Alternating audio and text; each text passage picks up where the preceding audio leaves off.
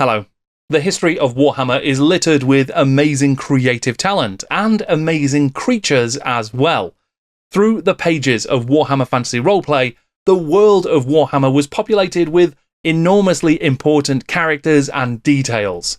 My guest today was one of the writers responsible for giving life to Warhammer Fantasy Roleplay and for populating it with so many of those interesting characters and amazing creatures. In an acclaimed and incredibly successful career writing role-playing games, my guest today, Graeme Davis, didn't just work on Warhammer and at White Dwarf, but has had amazing credits in games like Vampire the Masquerade and Vaesen. Graeme has previously joined me to talk about the history of Warhammer Fantasy Roleplay in particular, but with the launch of Graeme's brand new Monster of the Month Club, it seemed like a great opportunity for us to get together again to chat about the creation of monsters and creatures for so many different amazing games. We talk about Warhammer Fantasy Roleplay and folk tales and how you can use real folk history to create brand new creatures and encounters, and the dangers of doing just that with, for example, the Fimir.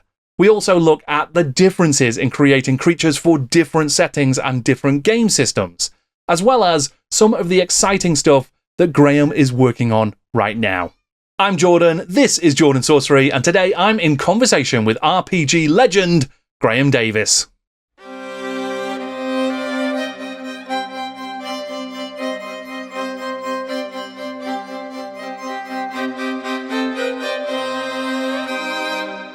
Graeme, thank you so much for joining me again. We're going to talk a bit about some of your work on WFRP and many other aspects of your career.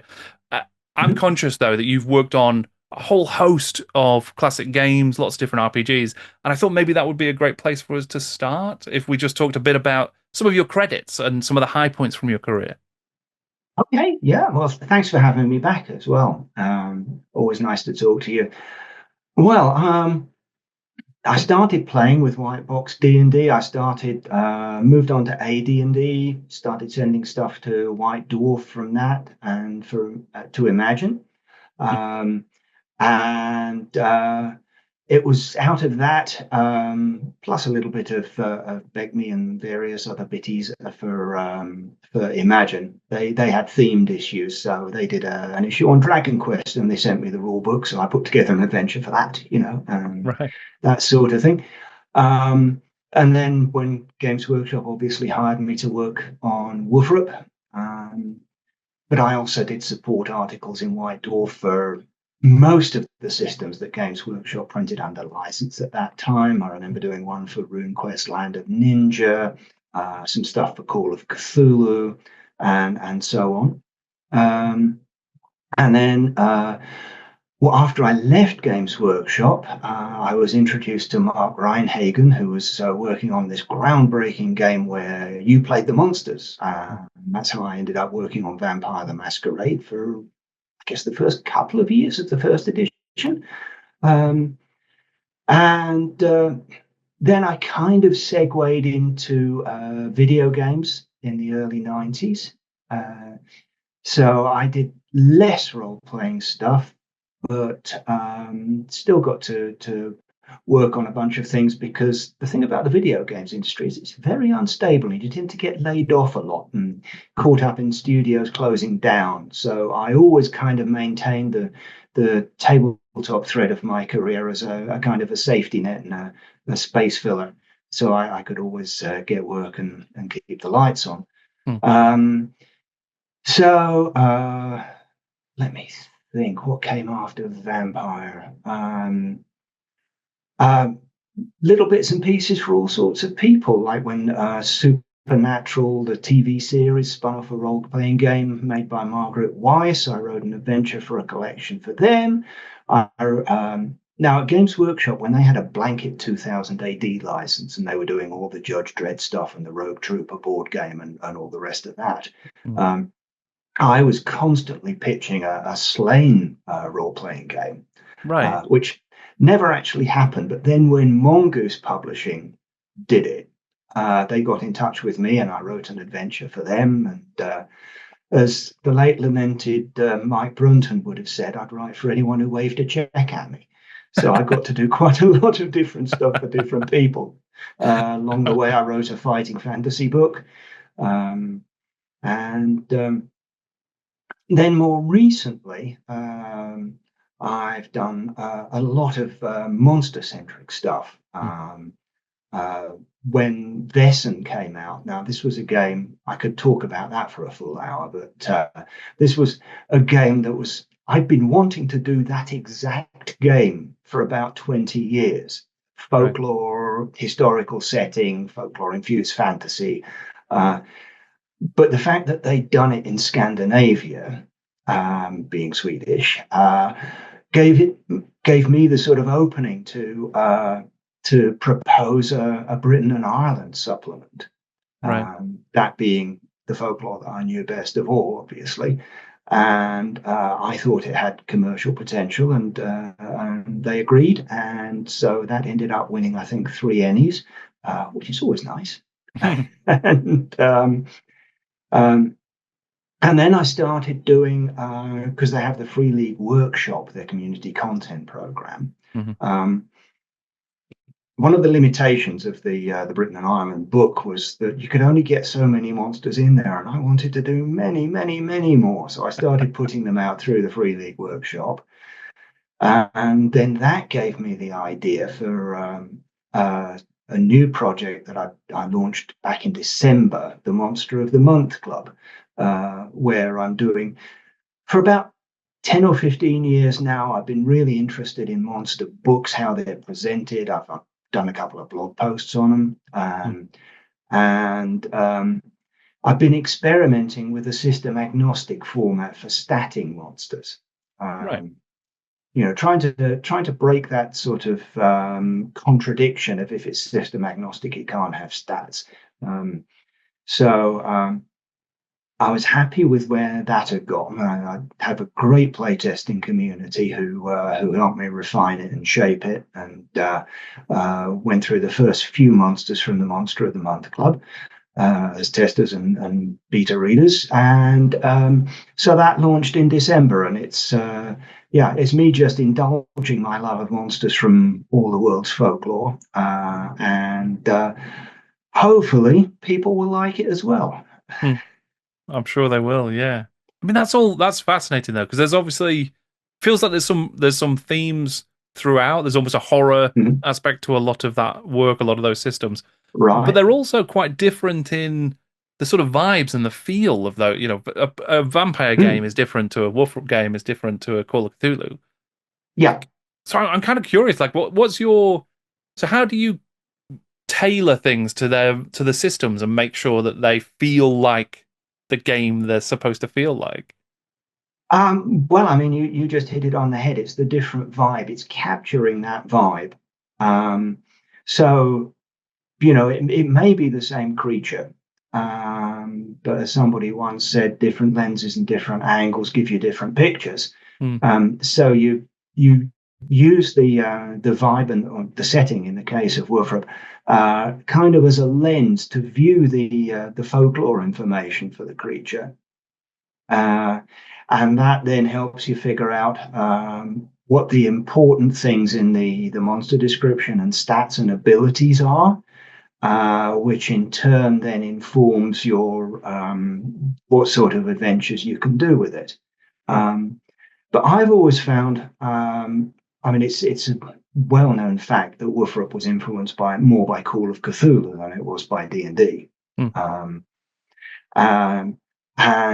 So regardless of setting, you can run good investigative scenarios, and it's just they turn out a little differently depending on the tone, the vibe, as you say, of the setting. Yeah. And as long as you keep that in mind and you don't try to write a D&D adventure for Call of Cthulhu, which would be a very short adventure, as long as you keep that in mind, I don't think you can go wrong. Right. Yeah, because you will have. I'm certain that there's going to be moments in those different games and different projects where you will have been using the same influences. I mean, an obvious one would be just a vampire, right? So there's vampires in most of those systems in some form. Right. So is there a difference in Like, is it just coming down then to the way in which you're presenting them, or the level of lethality, or those kinds of things? Um, yes and no. Definitely the level of lethality, D&D versus Call of Cthulhu, that's something to keep in mind. Mm. Um, the structure of the adventure, I've always favored adventures where players have to think at least as much as they fight, hopefully more. Um, so, when Call of Cthulhu, I first encountered that really intrigued me, even though I wasn't familiar with the Cthulhu mythos, because of its investigative nature and the fact that fighting was almost always the worst option. And so you had to think your way out of things. Mm. Um, so that I think is something that applies across all genres. You can even do D&D scenarios that way, and there have been some very good ones. Um, so yeah, that's just my preference coming out, and then the material that influences me, my obsession with monsters from myth and folklore that goes back to 6-year-old Graham seeing Jason and the Argonauts and Ray Harryhausen's skeletons back on my folks' black and white TV, and yeah, that's pretty much it, I think. Sure, yeah. Well, actually, let's explore some of those sort of folkloric kind of influences, I suppose. Because yeah, there's clear across a number of different systems and lots of different monsters that you've created for lots of different games.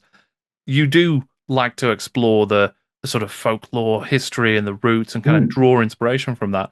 Like, what's your process, I guess? I mean, is that just from you've read loads of stuff and you've watched loads of movies inspired by and you're just Well, I immersed have. in it?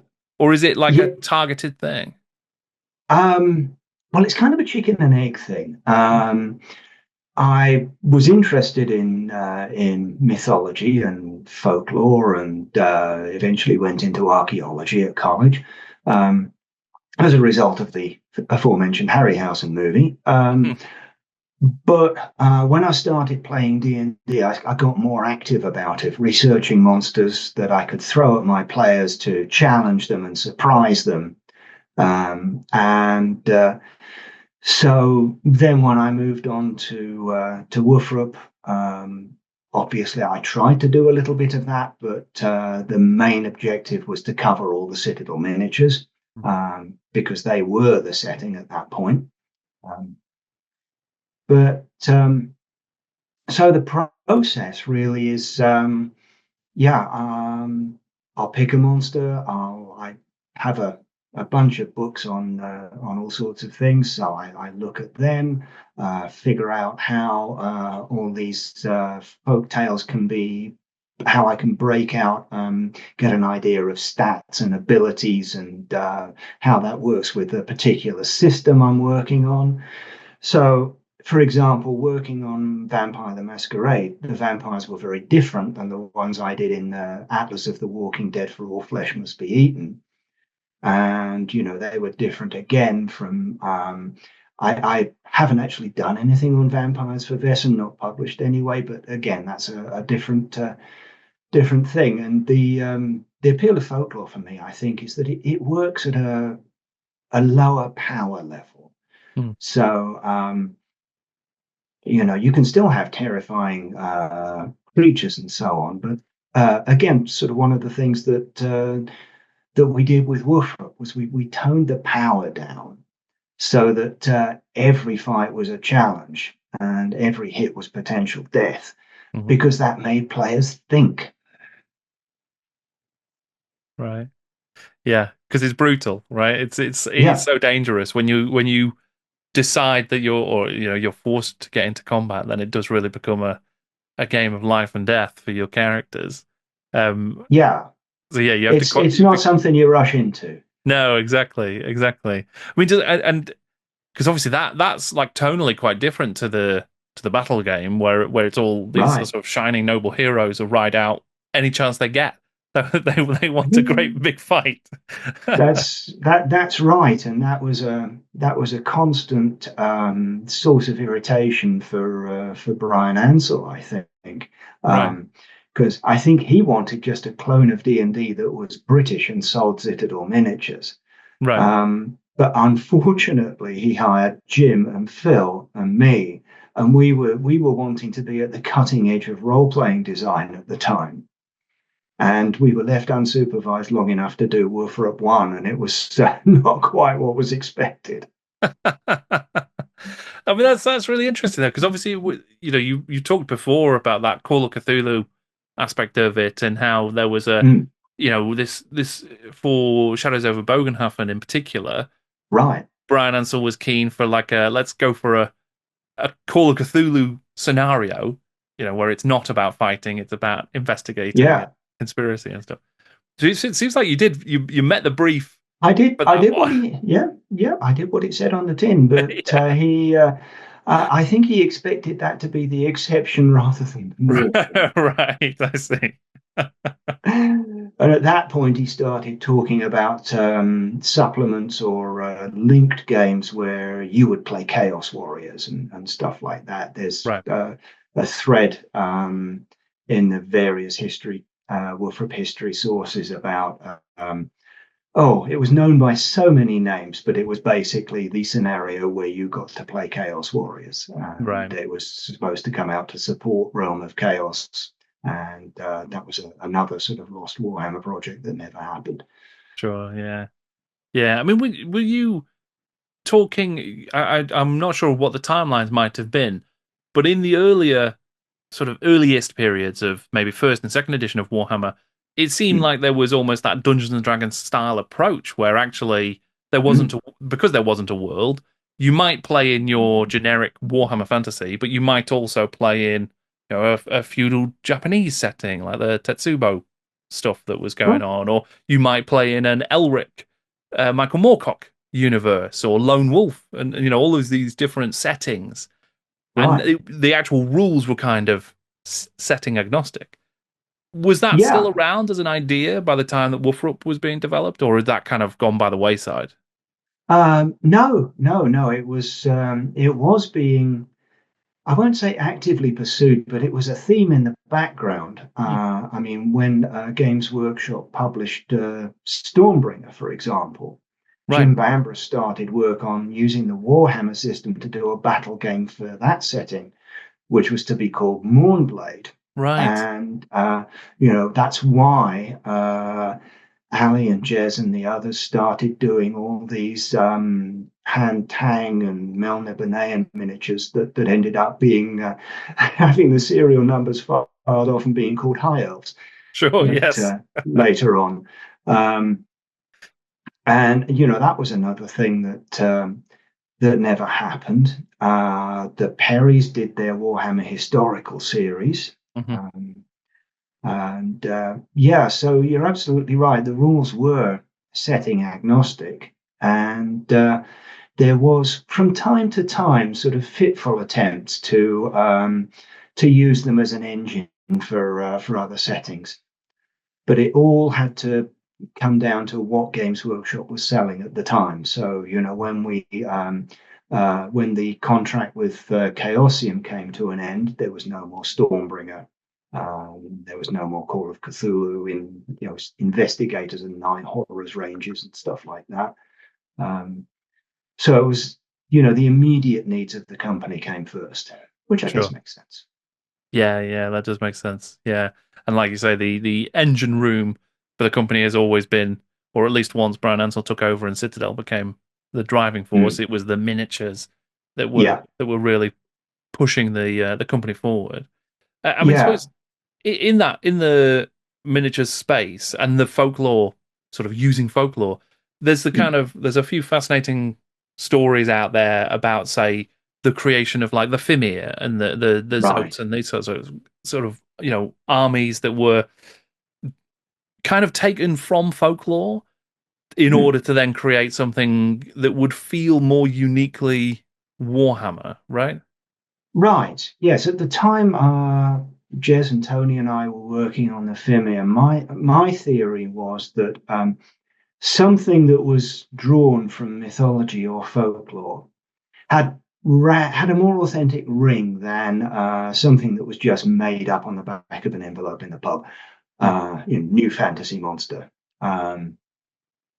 Because essentially it had been subjected to centuries of playtesting. It had refined itself through stories retold and retold. Right.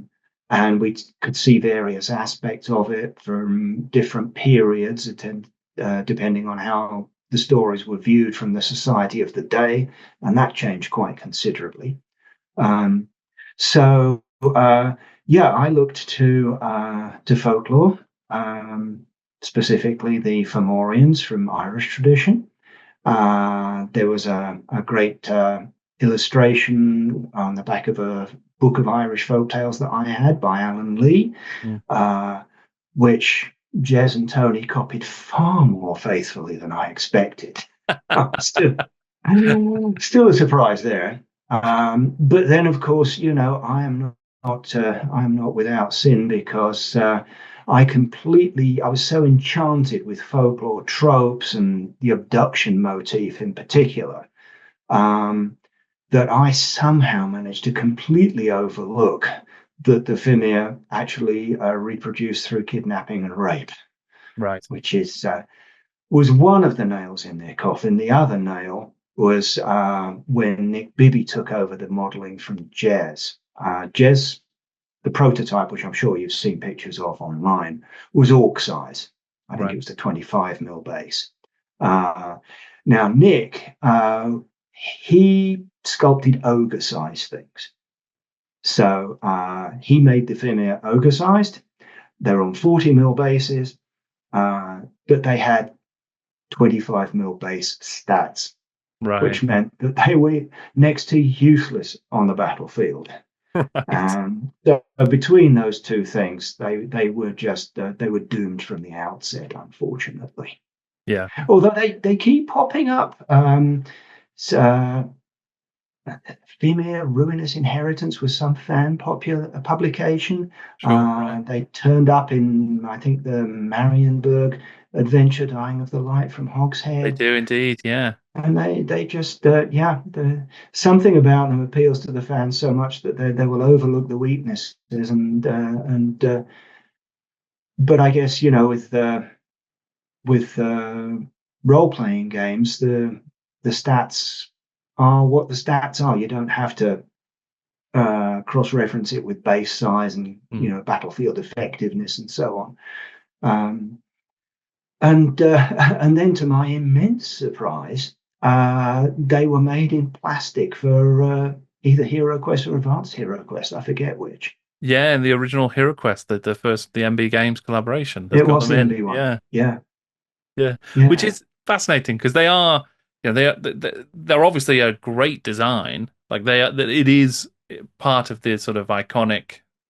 I think the reason that they continue to capture imaginations. I imagine another part of it is exactly like you say. These are centuries old folk tales that have stood the test of time because they do capture the imagination just inherently. They're Right. interesting as a creature and as a look and a sort of feel. So it's perhaps no surprise that people are constantly, even now, still drawn to them. Yeah. Yeah, I think as well. It's they're kind of an Easter egg in Warhammer lore. Mm. So people discover them, and they have this kind of cachet, if you know what I mean, Mm. because they're not front and center, they're not very well known, and once you discover them, you feel like you're a true fan, that sort of thing. Sure, yeah. Yeah, I think that's a good point. Yeah, absolutely. It's definitely that sort of hidden arcana from deep in Right. the histories of Warhammer. But yeah, I mean, it does feel like there is almost a sort of um, it kind of is an example of how working with existing folklores and so these real tales can come with a few potential pitfalls, right? Because you do have Right. to adapt and you do have to take them from because a lot Mm. of classic folktale is quite brutal and quite dark at times, isn't it? Oh, yeah, I mean, you compare, if you read a translation of the original Grimm's fairy tales and compare that to Disney, Hmm. I mean, the one image that sticks in my mind is the punishment of Cinderella's evil stepmother, whose feet were put into a pair of red hot iron shoes and she was forced to dance herself to death. Oh my. Right. Yeah, that's not PG-13. Sure, that's gone. That's out. Yeah, yeah. I mean, that is it's really like super dark stuff and proper. Yeah, Mm. it's quite rough, for want of a better Yeah, word. and it's just occurred to me that that sort of folkloric casual brutality was one of the things that we ended up capturing in Wolfram First Edition. Yeah. Um, everything was lower powered, life was cheap, Hmm. and so on. And that must have been in the back of our minds when we were doing that as well. Yeah.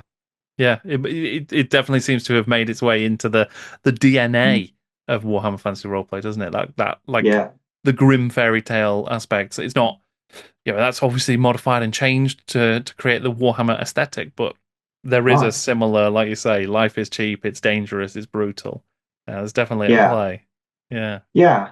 I mean, we were influenced, I think, also by films like Monty Python and the Holy Grail, uh, and also Terry Gilliam's Jabberwocky, which was out at about the same time. And the thing I like about that is that you can kind of see both sides. You can see the heroic knights, but you see them from the peasant's point of view.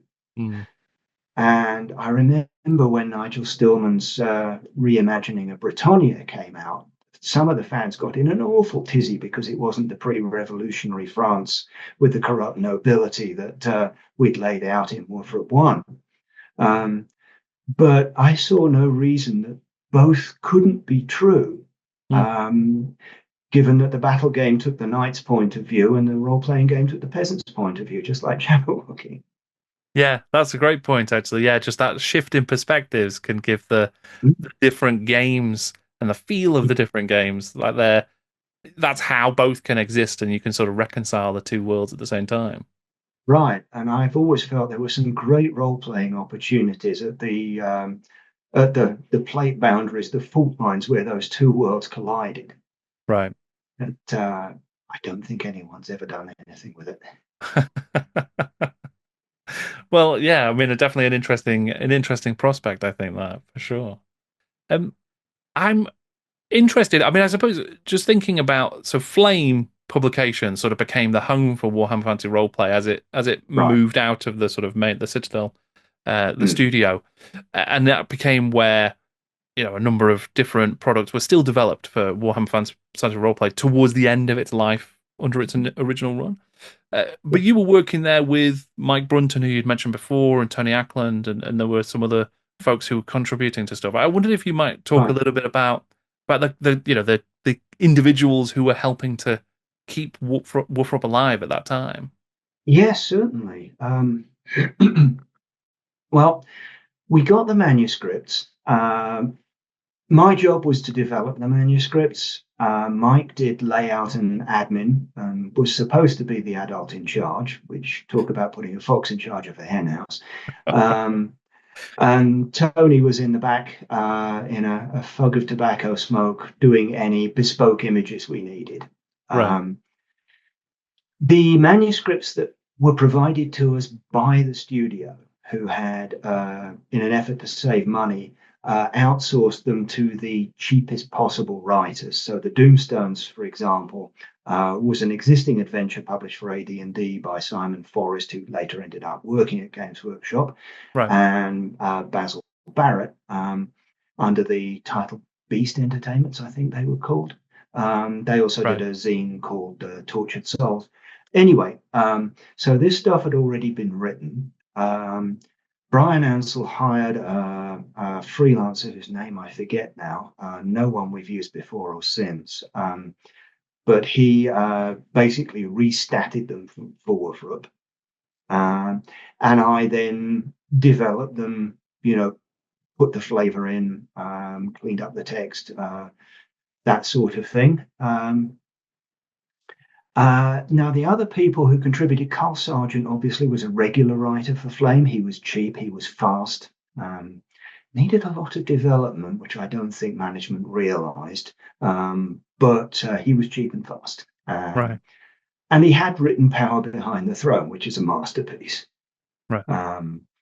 So we knew we could rely on him. And he actually moved from Cambridge to Nottingham about that time, and started working not just for us, but he was writing fighting fantasy books under a couple of different pseudonyms. He and Mark Gascoigne wrote some stuff for Shadowrun.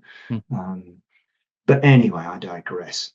So we had Carl as an external writer, and we had Ian Cook, whose name might be known to devoted fans. He had been the deputy art director under John Blanche for a while.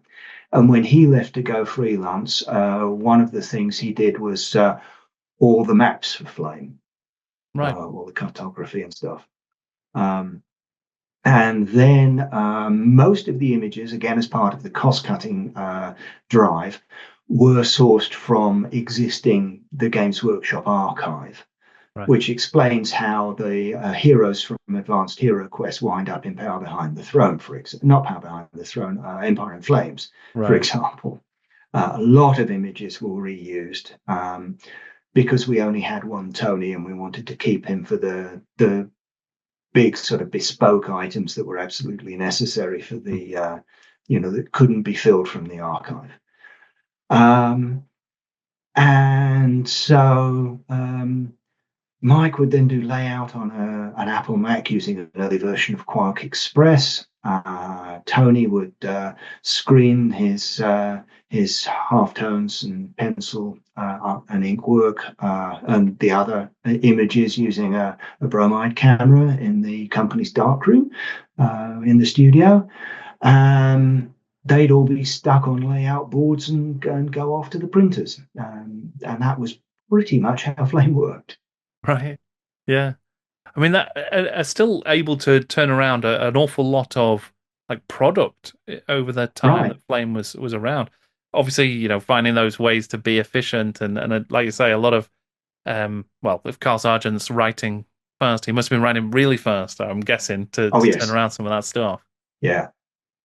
Yeah, and there was a lot of reliance on existing material. Obviously, Doomstones 1 to 4 were the clearest example of that. But also, Carl was given a couple of the old box sets, Lichmaster and Blood on the Streets, and he adapted those for WFRP. And actually, Deathstalk Shadow, I think, was the Blood on the Streets thing. That turned out better than anyone really had any right to expect. And then we went on. I mean, we were trying to keep WFRP alive. We knew that it was under threat, and so that probably motivated us to prove the studio wrong, to prove that it could be viable, and we were putting out.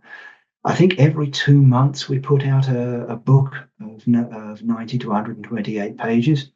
And at the same time, we were doing 8 pages a month for White Dwarf, usually Marienberg stuff, but not always.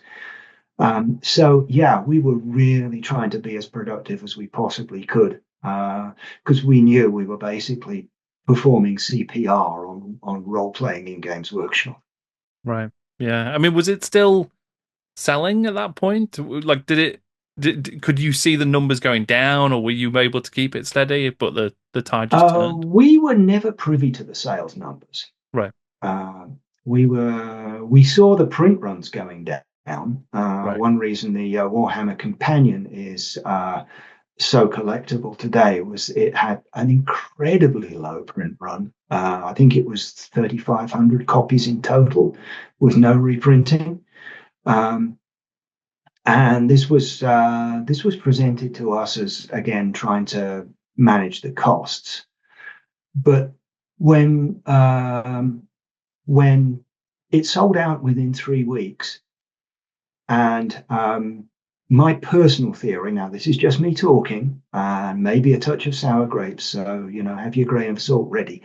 But I wonder at such a low print run whether it was ever possible for a product to cover its costs. Right. Right. So yeah, maybe set up to potentially set up to fail towards the There, end. yeah, there was a faction, and I won't name names, but there were people in management in the studio who basically didn't like us, partly personality wise, and partly because role playing was a distraction from miniatures. And so it was easy to feel a little paranoid whenever they were involved in decisions. Right. Right. You've recently been releasing on your blog a load of like lost advanced HeroQuest Yes, material that was from yeah, the Terror in the Dark supplement. I'm that's right. really curious. Like, why was it that Flame was responsible for producing a supplement to Advanced HeroQuest? Like, how did that come to be? Um, Honestly, I don't know. I'd already left by that point. Right. My theory would be that Advanced Hero Quest was again in the role playing bucket, and the studio was wanted to focus entirely on Warhammer. Well, at the time, I don't think they'd started the Lord of the Rings game, but for a long time, Games Workshop was a three-legged stool. It was Warhammer 40K and Lord of the Rings. Sure. Three big miniatures games, and that was where the studio wanted to focus. Right. And, got to admit, it's done them no harm. Uh, um, so a lot of side projects, I think, would have been shunted to Flame. The only one, I guess, that saw the light of day would have been Terror in the Dark. Right. And that was when Carl had taken over from me, and I think Robin Dews had taken over from Mike. Right. Yeah. But you did still do some work on that Terror in the Dark supplement, though. Yeah, I did when I first moved to the States, and I was writing for Vampire and GURPS, and as Mike said, anyone else would wave a check at me. They realized that actually they didn't have anyone left to develop WFRP products, and so that's how I got the job to develop Castle Drachenfels, which Carl had written. So obviously he couldn't develop it himself. Right. Because you can't edit your own work. It just can't be done.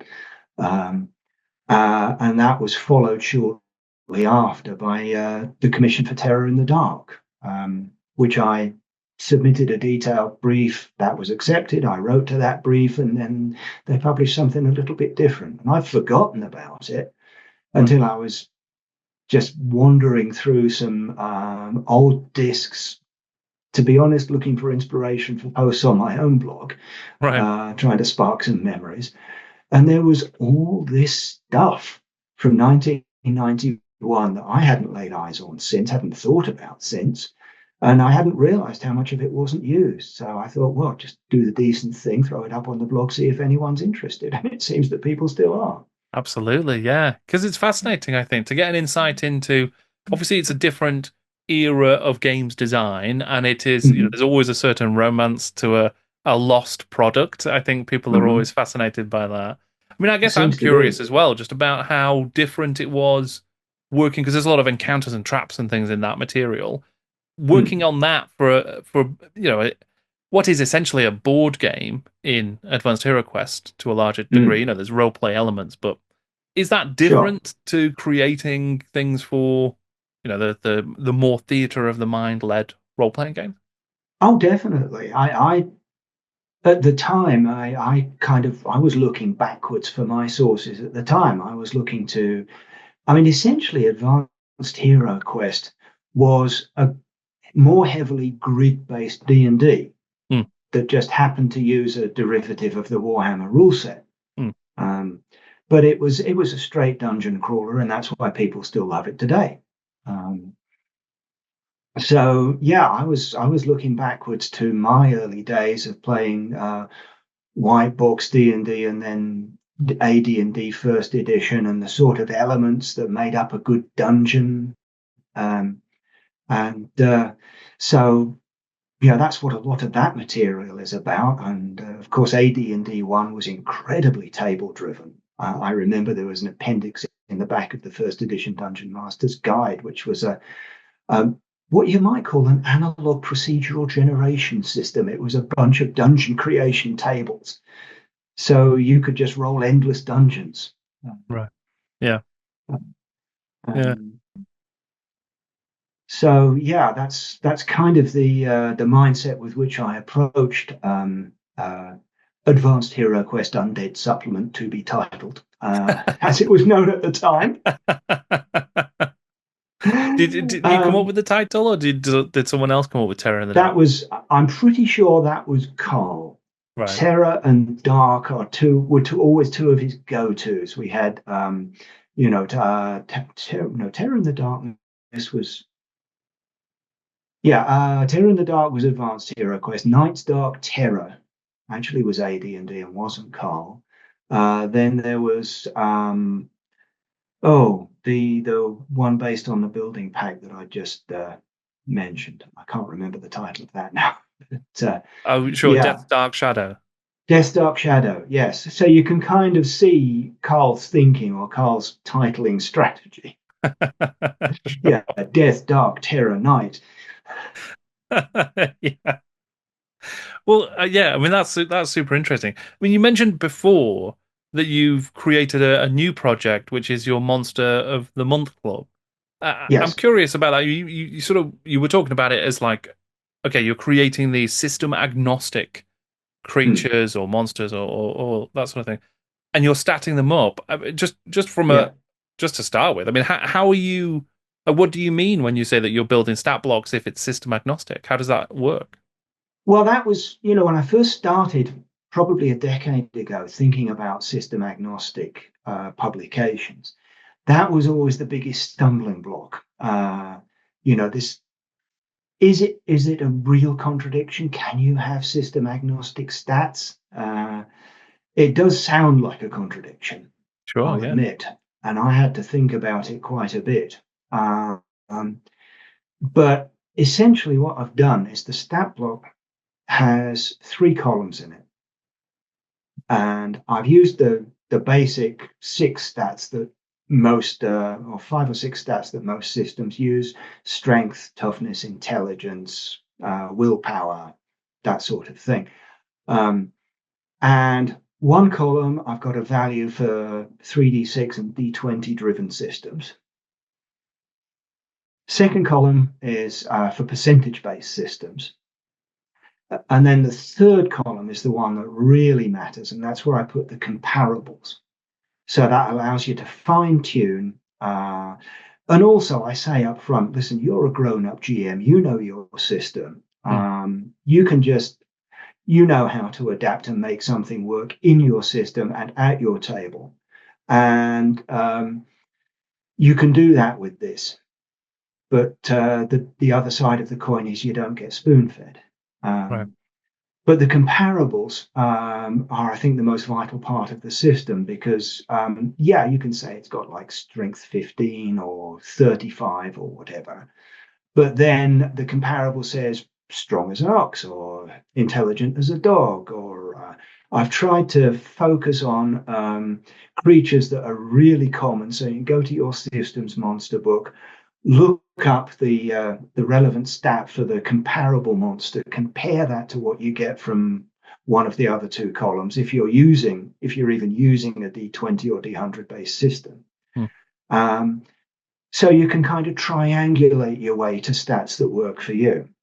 Right. And then another key element is the abilities. I've listed all the abilities I can find in any and every story, broken them down into basic and optional categories, which then allows you to customize the creature even further. So, for example, February's Monster of the Month was the Draug from Icelandic folklore. And if you use just the basic abilities, it's essentially a Viking zombie with a couple of interesting twists. But if you use a lot of the optional abilities, one of the optional abilities is unkillable. which means you can only resolve the monster problem by finding out what it is that's keeping this creature walking the earth and dealing with that. Because if you hack it to bits, it'll just sink into the earth and then reappear at the next dusk. Right. And so, it's all about flexibility and customization. It's not giving you monsters in the sense that the monster manual gives you monsters that are, this is the monster, this is the complete information. It's more of a tool set. Here's a bunch of information about the monster that I've done the research for you so you don't have to. It's the best information available. I've made it as user-friendly as possible. Now go figure out how to use this for your system. Oh, and I include adventure seeds for fantasy, historical, and modern settings. Right. Figure out how you want to use it in your system. You've got all the information. You can derive the stats for your game. And to quote Douglas Adams, don't panic. Sure. I mean, it sounds like a really interesting project then, and really like valuable tools that you're sort of providing there. Am I right in thinking that it's so. Yeah, and there's a lot of different aspects to that sound really, really workable. Do you think then that's more like you would expect people to be building adventures and scenarios around these monsters, or are they just, are you dropping them in because you need something for an encounter? Well, I hope that both will be possible. That's certainly my intention. Right. And if you use the basic stats for an encounter, if you're say dropping a Draug in a dungeon, you can use the basic and optional abilities and tweak the stats and so on, so that you can have say, it's some sort of lost Viking settlement in Newfoundland or something that's the Vikings never got around to dying. So you've got your rank and file Draugr. You can have a Draugr Jarl with a bunch of abilities. You can have a Draugr wizard or seer or whatever with some more supernatural stuff, and you can definitely create a range. And whether that's a range of creatures within one adventure focused around a community of creatures, or whether it's you want a nice, simple, easy straightforward one to drop into a dungeon, or you want something that you can build a whole adventure around with investigation. And I've actually for the members of the Patreon, I've republished one of my old blog posts on how to create adventures that are based around a single monster, with an evidence gathering phase, a research phase, a solution finding phase, and the final confrontation, which is the Call of Cthulhu pattern, basically. Sure, yeah, and kind of what you would see in even an X-Files, for instance, right? Yes, that's kind definitely. of how they're structured as well. That and Vaesen, of course. Sure, yeah. I mean, it's interesting because I think one of the fascinating things about a lot of folk tales and a lot of those kinds of monsters that come from sort of folk stories is just how you mentioned the Draugr being unkillable in some versions. That seems to be like a common kind of thing. These are forces of nature oftentimes that are just you can't defeat them. You can't pick up an axe and just fight them off. They are there's a whether it's some sort of karmic justice that needs to be meted out or something deeper and darker that needs to take place. I mean that's it can make for amazing scenarios, but it can also be quite difficult to manage, right? Because you're dealing with something that you can't just kill. Yeah, and just as I said, you have to be an experienced GM. It probably requires experienced players as well. Right. You can't have someone taking a Munchkin approach to an unkillable monster, just as you can't in Call of Cthulhu. It's only going to end one way. It's. I'm almost tempted to say it's for the discerning game, but it's it's basically self-indulgent. It's a bunch of the stuff I find interesting about folklore and monsters, and a bunch of stuff I find interesting about adventure design and GMing and so on. And I'm hoping that there's enough of a like-minded audience out there. Yeah. Well, I'm pretty confident, Graeme, that if you find it interesting, it will be interesting, because it's, you know, obviously with the work that you've done and the experience you've got, I think it's absolutely going to be a really fun set of tools to use. But that's on Patreon now, isn't it? So that's a sort of Patreon-led club that you can join. It's on Patreon. It's called the Monster of the Month Club, and there's a Discord server for the club as well, which also has a public area. The club itself has both paying and free memberships with different levels of rewards. So I try to post stuff on there, like the adventure design article I just mentioned. It's in its third month now, I think. Yes, third month, and starting to grow. So fingers crossed. Fantastic. Yeah. Well, I will include a link to that in the description down below, so people can go and check that out after they've finished with us here. But yeah, I think, you know, just a really fascinating conversation as ever, Graeme, just chatting about so many aspects of your fantastic work over the years. So thank you so much for joining me and for sharing. Always a pleasure. Amazing. Always a pleasure. It's if you had told my 25-year-old self that you know, here I would be at mumble years old, still talking about this nonsense that I write, I don't think I would have believed you. It's amazing. And I think the reason I stuck with WFRP as long as I had was because it's so humbling to see, you know, the stuff I've written engender such passion and loyalty in the fans. I mean, and that 3-year hiatus between Games Workshop and Hogshead, I thought, well, that's it. WFRP's dead. Right. But no. And, you know, to have someone react with such love and passion to my poor little words, it's it never ceases to amaze me. Well, you know, I think it just is testament to the power of them and just how creative and inspiring so much of that work was. Well, thank you very much, Graeme. It's been great. My pleasure. Huge thanks to Graeme for joining me. It was a fantastic chat, as it always is. So many amazing insights and just a great, enjoyable chat. So thank you, Graeme. That was really good fun. If you would like to find out more about Graeme's Monster of the Month Club, you can do so via the link in the description below. There's loads of amazing content already available through that you can check out right now. If you would like to help me prep for interviews like this with Graeme and to get early access to exclusive new content, as well as my living research, then you can join my Patreon via the link in the description below. It's the only way I can keep creating this work, and it is hugely appreciated. You can check out my interviews as a podcast. Just search for In Conversation with Jordan Sorcery wherever you get your pods, and you should find it. You'll also find the GW Book Club and the GW Film Club as well. Thank you once again to Graeme. Thank you for joining us. I'm Jordan, and this is Jordan Sorcery.